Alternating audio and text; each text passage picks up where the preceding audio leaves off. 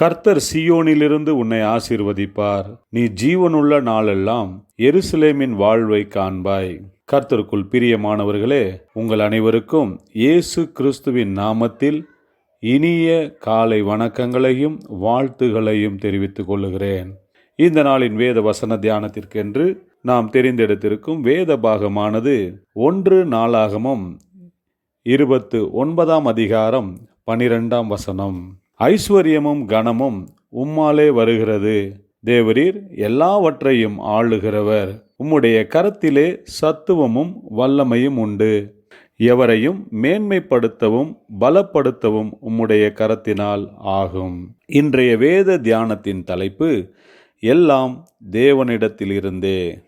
தாவீது ராஜா தன்னுடைய அரண்மனையை கட்டி அதில் சுகமாய் வாழ்ந்து கொண்டிருக்கும் போது தேவனாகிய கர்த்தருக்கென்று ஒரு ஆலயம் கட்ட வேண்டும் என்கிற தன்னுடைய விருப்பத்தை கர்த்தரிடத்தில் தெரிவிக்கும் போது அதை அவர் நிராகரித்து விட்டார். உன்னுடைய மகனாகிய சாலமோன்தான் என்னுடைய ஆலயத்தை கட்டுவான் என்றார். தாவீது தனக்கு பின் எல்லா ஆட்சி அதிகாரத்தை எல்லாம் சாலமோனுக்கு கொடுத்துவிட்டு கர்த்தர் தன்னை எப்படியாக அரசனாக தெரிந்து கொண்டார், அவர் எப்படியெல்லாம் என்னை உயர்த்தினார் என்று சொல்லி நன்றி தெரிவித்து கர்த்தருடைய ஆலயத்திற்கென்று தான் சேகரித்து வைத்த மிகச்சிறந்த உயர்ந்த காணிக்கைகள் எல்லாம் சாலமோனிடம் ஒப்பு கொடுக்கிறான். இஸ்ரவேலின் ஜனங்களும் கூட தேவனுடைய ஆலயத்திற்கென்று விலை உயர்ந்த காணிக்கைகளை கொண்டு வந்து கொடுத்தார்கள் என்பதை நாம் வேதத்தில் வாசிக்கிறோம். தாவீது கர்த்தருடைய ஆலயத்திற்கென்று காணிக்கைகளை கொடுக்கும்போது தான் இன்று இருக்கும் இந்த ஆசீர்வாதமான நிலைக்கு யார் காரணம் என்பதைத்தான் இன்றைய தியான வசனத்தில் கூறுகிறான். ஐஸ்வர்யமும் கனமும் உம்மாலே வருகிறது. தேவரீர் எல்லாவற்றையும் ஆளுகிறவர். உம்முடைய கரத்திலே சத்துவமும் வல்லமையும் உண்டு.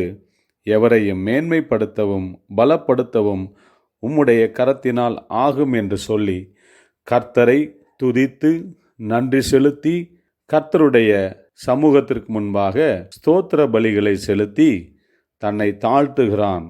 தான் இந்த நிலைக்கு உயர்த்தப்பட்டது தேவனாகிய கர்த்தராலேதான்.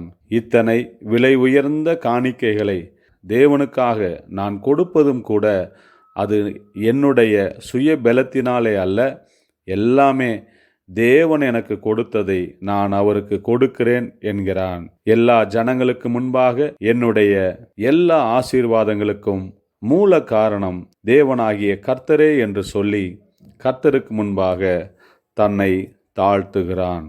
பிரியமானவர்களே, நாமும் கூட கர்த்தருக்கு முன்பாக நம்மை தாழ்த்தி எல்லா ஆசீர்வாதங்களும் கர்த்தரிடத்திலிருந்துதான் வந்தது என்று நாமும் நன்றியுடன் ஸ்தோத்திரங்களை செலுத்துவோம். இன்றைய நம்முடைய உயர்ந்த நிலைக்கு காரணம் கர்த்தரே. நம்மை ஒவ்வொரு நாளும் ஆசீர்வதிக்கிறவர் கர்த்தரே. நம்மை உயர்த்துகிறவரும் கர்த்தரே. ஜெபிப்போம். அன்பின் பரலோக பிதாவே, உம்முடைய நாமத்திற்கு ஸ்தோத்திரம் உண்டாவதாக.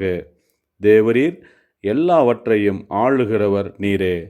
எங்களை ஆசீர்வதித்து கரம் பிடித்து நடத்துகிறவரும் நீரே. உம்முடைய நாமத்திற்கு என்றென்றும் ஸ்தோத்திரம் உண்டாவதாக. இயேசு கிறிஸ்துவின் நாமத்தில் ஜெபிக்கிறோம் நல்ல பிதாவே. ஆமேன்.